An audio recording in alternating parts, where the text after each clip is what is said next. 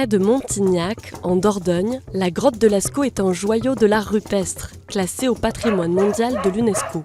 Découverte en 1940, elle a été fermée au public en 1963, car la surfréquentation touristique dégradait les œuvres.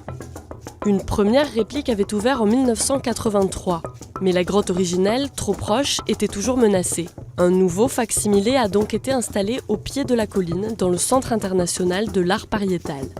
La grotte y est reproduite à l'identique et au millimètre près, imitant jusqu'aux gestes de nos ancêtres Cro-Magnons, qui ont orné la caverne il y a environ 20 000 ans. Parfois vue comme une sorte de chapelle sixtine préhistorique, la cavité s'étend sur 200 mètres de long, avec une alternance de salles et de galeries couloirs.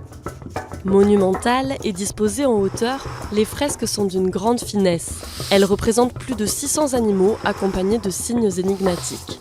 Chevaux, bovins ou cerfs s'y croisent et côtoient quelques carnivores, ainsi qu'une silhouette humaine. Pour certains préhistoriens, il s'agit d'un sanctuaire, témoignage d'une pensée spirituelle.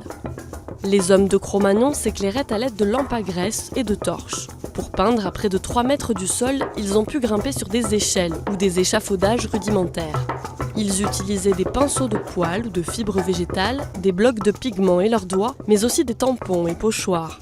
Ils pouvaient pulvériser le pigment avec la bouche, en crachant ou en soufflant dans un tube. Quand la roche était friable, ils gravaient, par exemple à l'aide de silex. La palette, aux couleurs chaudes, était fabriquée à partir de matières naturelles, comme l'oxyde de manganèse pour le noir ou l'oxyde de fer pour les rouges et les jaunes. Ils savaient scénariser, combiner plusieurs techniques, estomper, créer des dégradés ou du mouvement et donner l'illusion de la perspective. Leurs œuvres, qui ont traversé les millénaires, inspirent encore les artistes aujourd'hui.